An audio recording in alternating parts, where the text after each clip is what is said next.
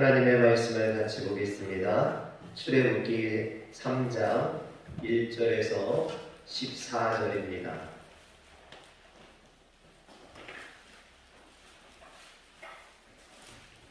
구약성경 84면에 나와 있습니다. 출애굽기 3장 1절부터 14절의 말씀을 같이 교독하겠습니다. 모세가 그의 장인 미디안 제사장 이드로의 양떼를 치더니 그 떼를 광야 서쪽으로 인도하여 하나님의 산 호렙에 이르매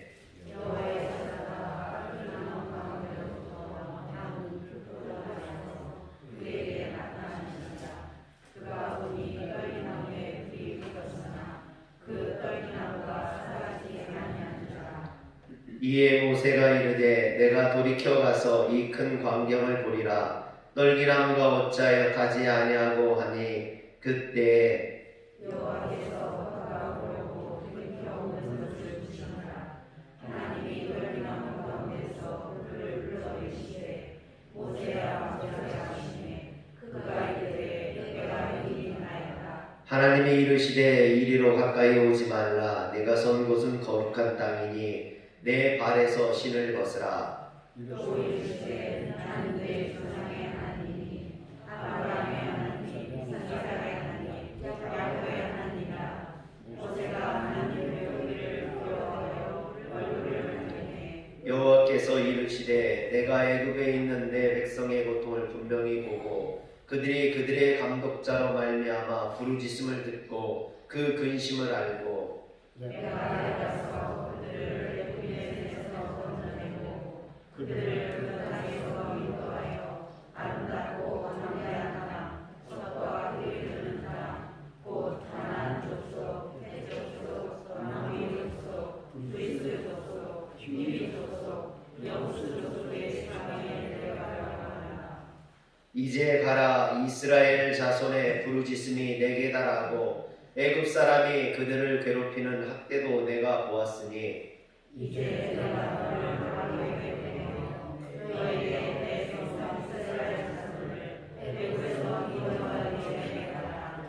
모세가 하나님께 아뢰되 내가 누구이기에 바로에게 가며 이스라엘 자손을 애굽에서 인도하여 내릴까? 하나님이 이르시되 내가 반드시 너와 함께 있으리라.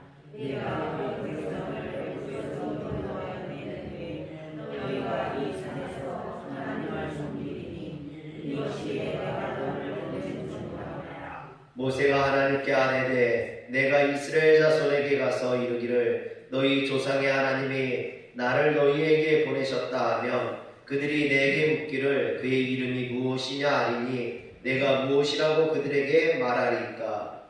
하나님이 모세에게 이르시되 나는 스스로 있는 자이다. 또 이르시되 너는 이스라엘 자손에게 이같이 이르기를 스스로 있는 자가 나를 너희에게 보내셨다. 아멘.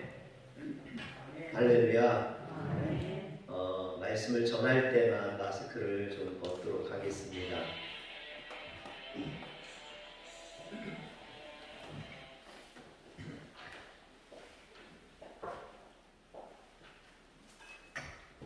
사실은 오늘 교회마다 목사님들이 설교를 할 때 마스크를 쓰는지 점검하러 나온 데에서 사실은 좀 긴장을 했습니다. 그래도 말씀을 전할 때는 좀 마스크를 벗어야 될 것 같아요. 하나님의 말씀을 전하기가 너무 어렵습니다. 지난 추석에 전국을 강타한 트로트가 하나 있었어요. 나훈아 씨가 부른 테스요. 말씀 시간에 트로트를 들어보니까 좀 이상하네요. 그런데 제가 이 노래를 듣다가 세상 사는 게 참 힘들구나. 세상 사는 것이 참 어렵다라고 노래하는 이것이 마음에 와닿았습니다. 그 가사를 제가 한번 읽어드릴게요. 어쩌다가 한바탕 턱 빠지게 웃는다. 그리고는 아픔을 그 웃음에 묻는다. 그저 와준 오늘이 고맙기는 하여도 죽어도 오고 마는 또 내일이 두렵다. 아 테스 형 세상이 왜 이래? 왜 이렇게 힘들어? 아 테스 형 소크라테스 형 사랑은 또 왜 이래? 너 자신을 알라며 퉁 내뱉고 간 말을 내가 어찌 알겠소 모르겠소 했어요. 사실은 제가 연습해서요 이 노래를 좀 불러드리려고 했어요. 그런데 도저히 제가 자신이 없어서 영상으로 대체했습니다. 이 노래를 들어보면 참 세상 사는 게 어렵구나. 이 나훈아 씨가 그냥 노래를 부른 게 아니라 삶 속에서 느끼는 그 어려움을, 힘든 것을 노래하는 게 아닌가 생각합니다. 요즘 우리 삶이 왜 이렇게 힘든지, 그래도 이렇게라도 예배를 드릴 수 있어서 참 다행이고 감사하긴 한데 내일 또 예배를 드리지 못하는 일이 벌어질까봐 걱정되기도 하고 염려가 되기도 합니다. 그래서 이런 시대일수록 소크라테스가 말한 너 자신을 알라라는 말이 절실하게 다가옵니다. 사람들이 자신에 대해서는 그렇게 관대하면서도 남에 대해서는 또 교회에 대해서는 왜 그렇게 욕을 하는지 모르겠습니다. 대학 시절 친구가 했던 농담이 생각납니다. 국어를 배웠으면 주제 파악을 하고 수학을 배웠으면 분수를 알아야 했고 철학을 배웠으면 너 자신을 알아야 한다. 그럼 이런 면에서 오늘 우리는 우리의 정체성을 좀 깨달아야 되지 않을까. 교회도 마찬가지죠. 교회가 뭔지, 성도가 뭔지, 예배가 뭔지 교회의 본질을 좀 깨달아야 됩니다. 저는 교회란 복음을 심는 곳, 천국의 비전을 심는 곳이라고 생각을 합니다. 그런데 그 비전이나 꿈은 내가 내 마음대로 가지는 게 아니에요. 하나님께서 주시는 것이죠. 그래서 우리는 그 비전과 꿈은 하나님의 말씀인 성경에서 깨달아야만 합니다. 찾아야만 하죠. 저는 말씀 속에서 화려교회 비전을 찾고자 합니다. 성경이 말하는 교회, 하나님이 원하시는 교회, 하나님이 축복하실 만한 교회, 그런 교회를 만들기를 소원합니다. 이렇게 하루도 살기 어려운데 무슨 비전이냐고 말하는 분도 있을지 모르겠습니다. 또 오늘 예배를 드려도 내일 어떻게 될지 모르는데 막연한 꿈 이야기냐고 책망하시는 분도 있을지 모르겠습니다. 그러나 네덜란드 철학자 스피노자가 내일 지구의 종말이 온다 할지라도 나는 오늘 한 그루의 사과나무를 심겠다 했던 것처럼 저는 내일 예배를 못 드린다 할지라도 오늘 이곳에서 복음을 심고 우리의 비전을 심고 싶습니다. 내일 무슨 일이 일어날지 어떻게 일어날지 알지 못하지만 우리는 오늘도 소명을 따라 살아야만 합니다. 아무리 어려워도 아무리 힘들어도 교회는 소망을 심어야 되고 천국의 비전을 심어야 되고 복음의 씨앗을 뿌려야 됩니다. 이것이 교회의 본질입니다. 그래서 오늘 이스라엘 백성들의 출애굽을 살펴보면서 함께 은혜를 나누고자 합니다. 출애굽은 이스라엘 백성들이 애굽에 종살이 하다가 하나님께서 민족의 지도자 모세를 보내셔서 그들을 구원하신 구원의 사건입니다. 그런데 출애굽 내용이 우리의 인생의 여정과 너무나 많이 닮아 있습니다. 그래서 출애굽 여정으로 이 세상을 사는 우리의 삶의 의미를 발견하게 됩니다. 하나님께서 모세를 보내셔서 애굽에서 종살이하던 이스라엘 백성들을 약속의 땅 가나안으로 인도하셨던 것처럼 세상의 죄악 가운데 빠져 소망 없이 살아가는 우리들을 하나님께서 예수 그리스도를 보내셔서 우리를 하나님의 나라로 인도하시는 줄 믿으시길 바랍니다. 즉 애굽은 세상이고요. 그리고 모세는 예수님으로 가나안 땅은 하나님의 나라로 볼 수 있습니다. 그렇다면 교회의 위치는 어디쯤 될까요? 애굽입니까? 아니면 가나안 땅입니까? 교회는 애굽에서 가나안 땅으로 들어가는 그 광야의 여정입니다. 즉 광야는 세상에서 하나님 나라에 들어가기 위해 거쳐가는 고난과 역경의 시간인 것입니다. 이스라엘 백성들이 이 광야를 40년 동안 헤매있던 것처럼 오늘 우리들도 이 세상, 광야와 같은 세상에서 일평생을 살아가게 됩니다. 그러므로 세상을 살아가는 우리는 출애굽기의 내용을 잘 알아야만 합니다. 그래야 광야 같은 인생에서 승리할 수 있고 하나님 나라에 들어갈 수 있는 줄 믿으시길 바랍니다. 첫 번째, 출애굽교회는 한 사람을 선택하여 부르심에서부터 시작됩니다. 창세기에 보면 하나님께서는 한 사람, 아브라함을 선택하셨습니다. 그런데 이때까지만 해도 하나님께서는 아브라함에게 나는 너의 하나님이라 말씀하시지 아니하셨습니다. 대신 아브라함에게 한 가지 명령을 하셨습니다. 창세기 12장 1절에 보면 나는 너의 고향과 친척과 아버지의 집을 떠나 내가 내게 보여줄 땅으로 가라 그랬어요. 너는 너의 고향과 친척을 떠나 아버지 집을 떠나 내가 내게 보여줄 땅으로 가라 했습니다. 그러자 아브라함은 하나님의 명령을 따라 하란을 떠나 가나안 땅으로 이주하게 됩니다. 그리고 계속해서 하나님을 의지하고 제단을 쌓고 예배를 드립니다. 그러자 하나님께서 창세기 17장에 99세가 된 아브라함에게 나타나 비로소 언약을 세우십니다. 그런데 성경에 보면 창세기 17장에만 언약이 나오는 게 아니라 15장에도 언약이 나와요. 그런데 그 15장에 나오는 언약은 가언약이에요. 마치 결혼하기 전에 약혼하는 것과 같은 거예요. 그런데 창세기 17장에는 정식으로 계약서를 써서 정식 언약을 맺는 것처럼 결혼식을 올리는 것처럼 결혼 혼인신고를 하는 것처럼 그렇게 언약을 맺습니다. 그래서 하나님께서 언약의 증표로 아브라함에게 할례를 행하도록 명령하십니다. 또 아브라함의 이름도 아브람에서 아브라함으로 바꾸어 주십니다. 그리고 17장 8절에 보면 내가 너와 내 후손에게 내가 거류하는 이 땅 곧 가나안 온 땅을 주어 영원한 기업이 되게 하고 나는 그들의 하나님이 되리라 말씀하십니다. 여기서 비로소 하나님은 아브라함에게 나는 너의 하나님이 되어주시겠다 말씀하시는 거예요. 그런데 오늘 말씀 출애굽기 3장에 보면 하나님께서 또 한 사람을 부르시는 것을 보게 됩니다. 4절에 보면 하나님이 떨기나무 가운데서 그를 불러 이르시되 모세야 모세야 하시네. 여러분 지금까지 하나님께서 부르실 때는요 항상 한 사람 개인을 부르셨어요. 아브라함을 부르시고 이삭을 부르시고 야곱을 부르시고 모세를 부르시고 그래서 오늘 말씀에 보면 아브라함의 하나님 이삭의 하나님, 야곱의 하나님이라는 말이 3번이나 나옵니다.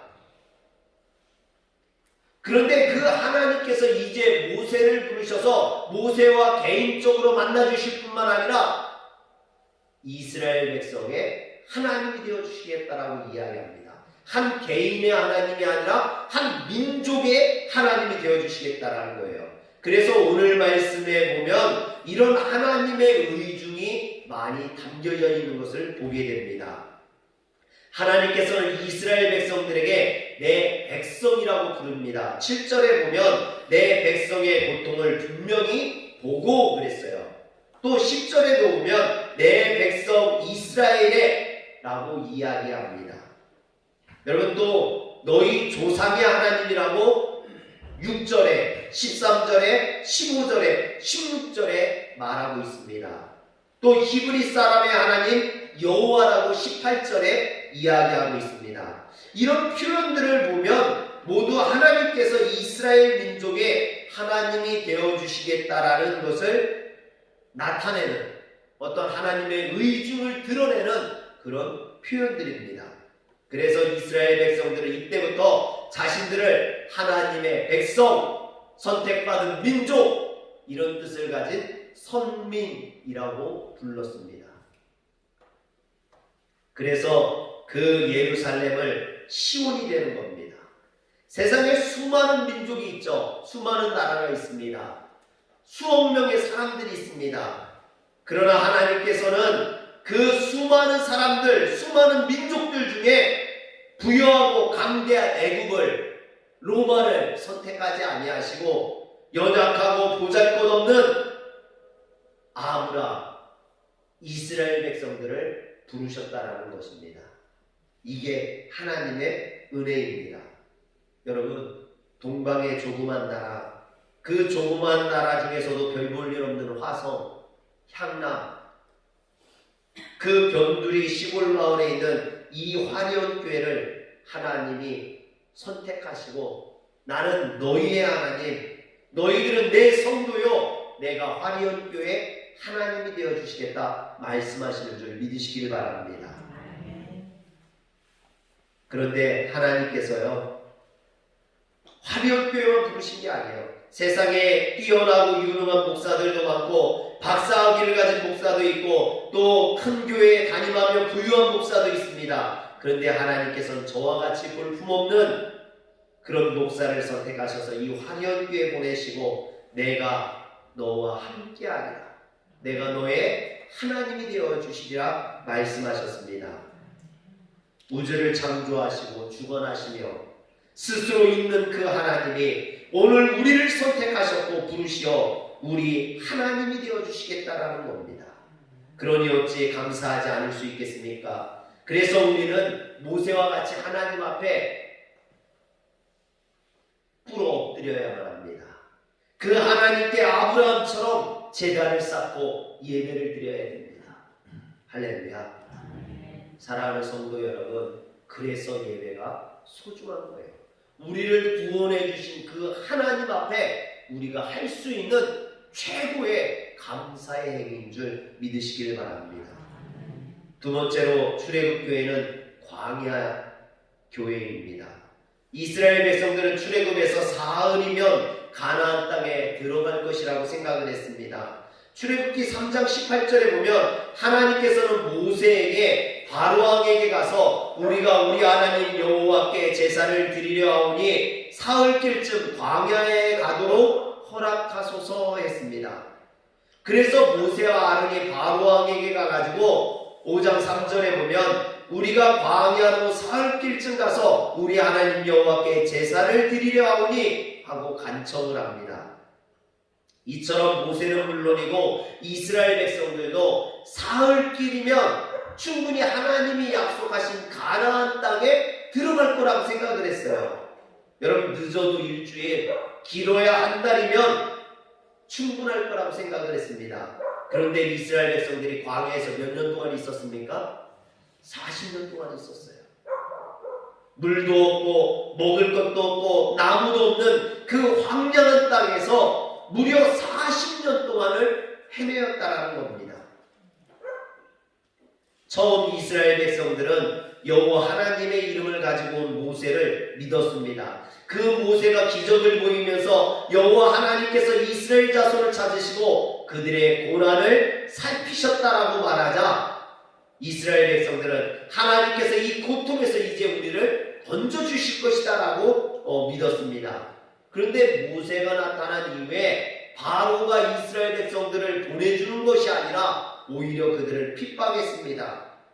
그들에게 더욱더 어렵게 고역을 시켰습니다.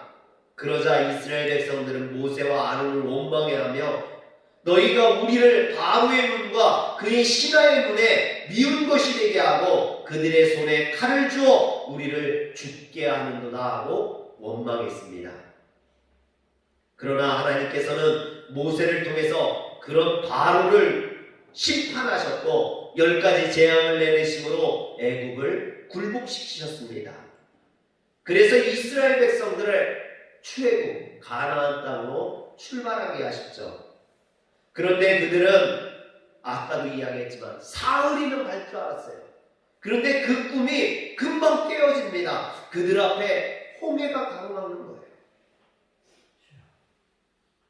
더군다나 뒤에는 화가 난 바로가 애굽의 병거를 몰고 그들을 죽이러 달려오고 있었습니다. 이스라엘 백성들은요, 앞에는 홍해가 가로막고 뒤에는 애굽의 군대가 달려오는 그 상황 속에서 그들은 혼비백산했습니다. 그곳에서 신앙을 잃어버리고 믿음을 잃어버리고 모세를 원망했습니다. 애굽에 매장지가 없어서 당신이 우리를 이곳에 끌어내어 이 광야에서 죽게 하느냐며 원망했습니다. 여러분, 그러나 하나님께서 어떻게 하셨습니까? 동풍을 불어서 홍해를 가르셨어요. 바다를 뭇과 같이 걸어서 건너게 하셨습니다. 그리고 그들을 죽이러 쫓아온 바로의 군대는요, 홍해 바다에 수장해서 그들을 물리쳐주셨습니다. 여러분, 홍해만 건너면 문제가 해결되나요? 그렇지 않았어요. 홍해를 건넌 이스라엘 백성들은 수루 광야에 들어갑니다. 그런데 이번에는 물이 없어요. 사흘길을 걸어도 물을 발견하지 못했습니다. 겨우 물을 찾았는데 그 물이 썩어서 먹지 못하는 물이었습니다. 그러자 이스라엘 백성들이 또 어떻게 합니까? 모세를 원망해요. 불평해요. 여러분, 그러자 하나님께서 모세에게 한 나뭇가지를 가리키시며 그것을 그 쓴 물에 던지라고 합니다. 그러자 그 쓴 물이 단물이 되어서 이스라엘 백성들이 먹게 하셨습니다. 이스라엘 백성들은요, 하나님의 애국이라는 세계 최강대국을 꺾으시면 더 이상 자신들에게 거칠 것이 없다고 했어요. 자신들에게 적이 없을 거라고 생각을 했습니다. 그런데 이스라엘 백성들이 광야에 들어가서 어려움 가운데 있을 때 그들의 후민을 아말렉이 공격합니다. 르비딤에서 아말렉이 이스라엘 백성들을 기습합니다. 그 싸움이 얼마나 치열했던지 해가 지도록 끝나지 않았다라고 이야기합니다. 여러분, 또 이스라엘 조상 야곱의 형제였던 에서의 자손 에돔 족속들은요, 이스라엘 백성들이 통과하는 것을 허락해 주지 않아서 먼 길을 돌아서 가게만 합니다. 또 모압 왕 발락은 발람을 불러다가 이스라엘 백성들을 저주하게 합니다. 이스라엘 백성들은 이런 숱한 어려움을 이겨내고 가나안 땅에 들어가게 됩니다. 광야길은요, 이런 어려움의 연속이에요. 고난의 연속입니다. 그들이 가나안 땅의 국경에 도착했을 때 바란 광야에서 모세는 이스라엘 백성들의 정탐꾼을 세웁니다. 그리고 가나안 땅을 정탐하게 합니다.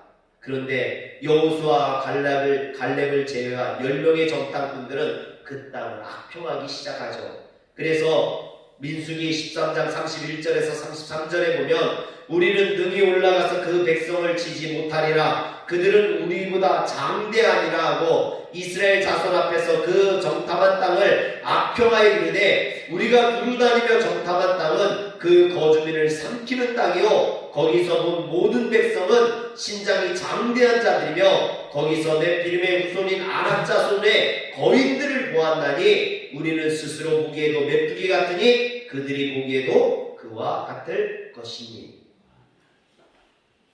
여러분, 이스라엘 백성들은요, 모세와 아론을 원망하면서 밤새도록 울고불고 부르짖었습니다. 여러분, 총체적인 난구가 아닙니까?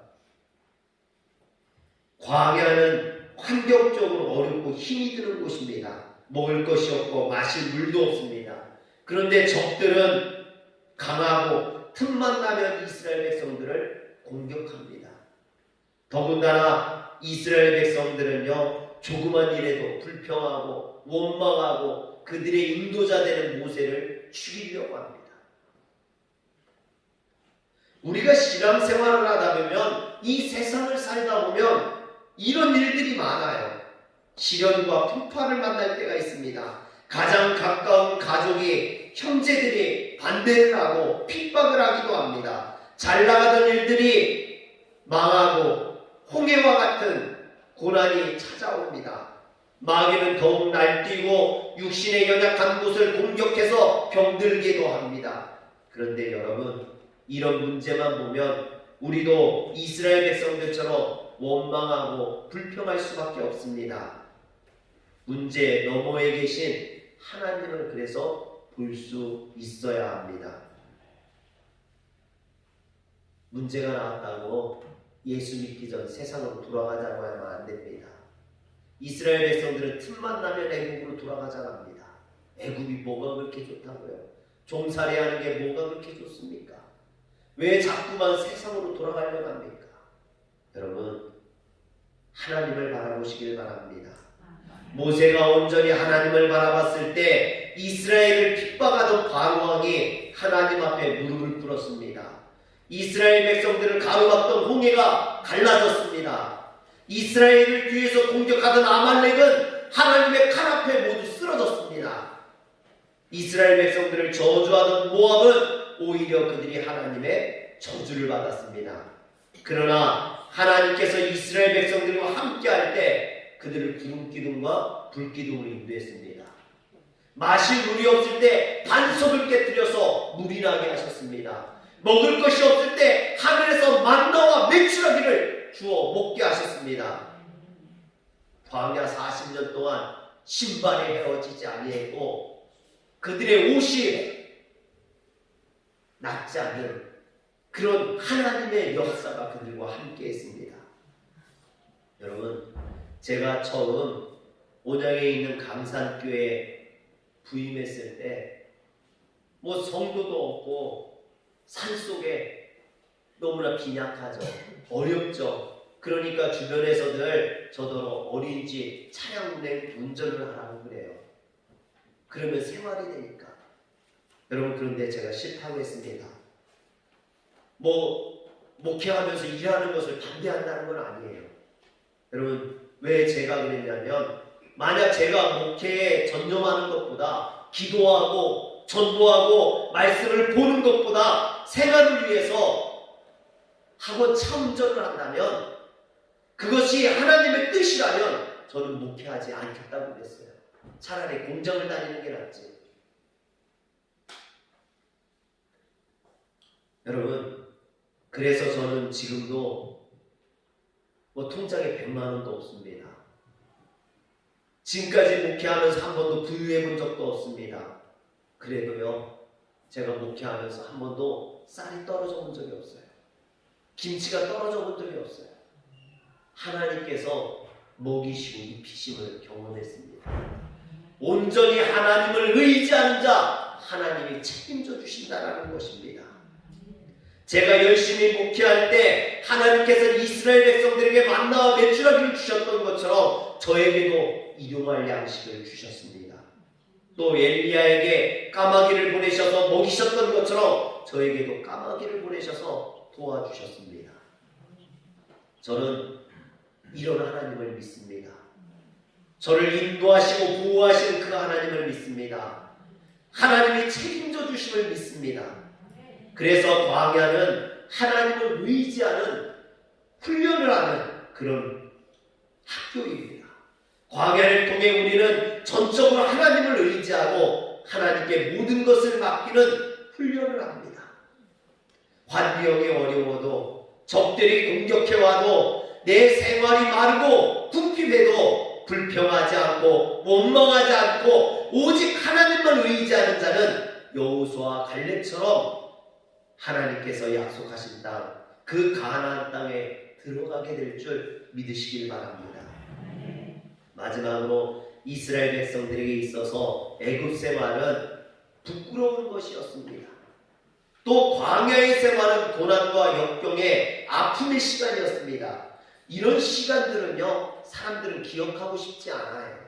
과거에 초라했던 모습들, 과거에 어렵고 힘들었던 모습들은요, 생각하고 싶지도 않다고 합니다. 제 고향이 논산이잖아요. 논산 훈련소에서 입대했던 사람들은요, 아이고 논산하면 아이고 그쪽으로 오줌도 안 넣어, 그러는 분들이 많아요. 얼마나 힘들고 어려웠으면 여러분 그쪽으로 바라보지도 않는다라고 이야기합니다. 그런데 하나님께서는 이스라엘 백성들에게 이것을 성경에 기록하여서 그들에게 기억하게 하시며 매년 6월절과 무교절과 초막절을 지키심으로 출애굽을 기념하라 하십니다. 아니, 그 힘든 시간이, 그 어려웠던 것이 뭐 좋은 거라고 그것을 기억할 뿐만 아니라 기념까지 하라고, 절기로 지키기까지 하라고 말씀하십니까? 왜 하나님은 이것을 기억하고 기념하라 하셨을까요? 그것은 고난이 우리 신앙에 도움이 되기 때문입니다. 그래서 이날을 잊지 말라는 거예요. 기억하라는 겁니다. 자손들에게 가르쳐 알게 하라는 겁니다. 잊지 못하게 하라는 겁니다. 너희 조상들이 고난받았던 그 시간들, 그 어려웠던 시간들, 여러분 자녀들이 알아야 돼요. 부모가 얼마나 고생했는지 자녀들이 배워야 돼요. 부모님들이 얼마나 수고하고 애써서 자신들을 기르는지. 그래서 우리는 신앙생활하면서 만나는 고통과 고뇌의 순간을 기억해야만 합니다. 그리고 그것을 통해 하나님의 뜻을 깨달아야 합니다. 하나님께서 이스라엘 백성들을 광야에서 훈련하시고 연단하신 것처럼 하나님께서 우리를 광야와 같은 이 세상에서, 이 교회에서 훈련하고 연단하시는 줄 믿습니다.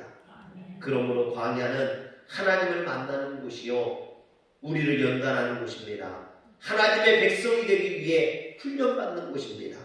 그렇다면 이스라엘은 어떻게 이 고난의 시간을, 연단의 광야를 이겨냈을까요? 여러분 그 방법은 단 하나입니다. 하나님의 약속을 믿는 겁니다. 그것을 믿고 나가는 겁니다. 우리는 분명히 알아야 됩니다. 우리의 목적지는 하나님의 나라입니다. 이 땅에서 천년만년 사는 게 아니에요.